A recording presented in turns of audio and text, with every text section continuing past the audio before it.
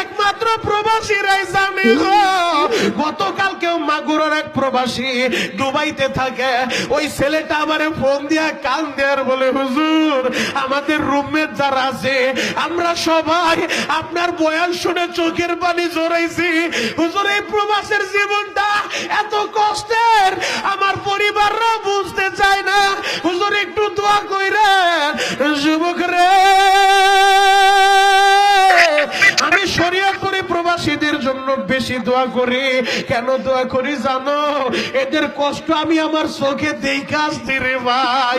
ও আমার যুবক বন্ধুরা, বাবা বিদেশের বাড়িতে থাকে, তুমি তো মনে করো আমার বাবা একটা টাকার মেশিন, আমার বাবার কাছে যা চাই তাই পাওয়া যায়। পর্দার হলে আমার বোনদেরকে বলবো, আমার মায়েদেরকে বলবো, যাদের স্বামী প্রবাসে থাকে ওই স্বামীর টাকার জন্য প্রেসার দিয়েন না, দিয়েন না। ও আমার যুবক ভাইরা, তোমার বাবারে টাকার লাইগা প্রেসার দিও না। ওই প্রবাসী বাবা কত কষ্ট করে জানোনি? এই ঈদের সময় সে যা চায় সবার জন্যই মার্কেট পাঠায়, কিন্তু প্রবাসী ওই ভাইটা ঈদের দিনও পয়সা থাকতে পারে না। ঈদের দিন অনেক প্রবাসী ডিউটি করে, ঈদের দিনও অনেক প্রবাসী সারাদিন কাজ করে রে ভাই। এমনও সৌদি প্রবাসী আমি দেখে আছি, 2 মাস আগেও তো আমি মক্কা মদিনা থেকে আসলাম রে ভাই।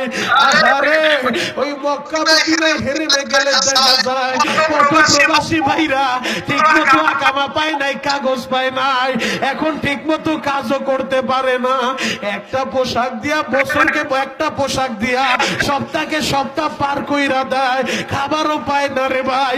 হেরেমের ভিতরে পইরা থাকে আর চোখের পানি জড়ায়। মালিক রে, ঋণের বোঝা মাথায় নিয়ে এই বিদেশের বাড়ি পাড়ি জমাইছি।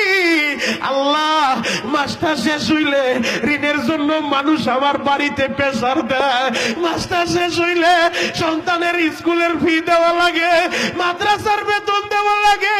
আল্লাহ, ঠিক মতো কাজও পাই না। অনেক প্রবাসী এমনও হয় রে ভাই, কষ্ট সহ্য করতে না পাইরা অনেক প্রবাসী আত্মহত্যা পর্যন্ত করে।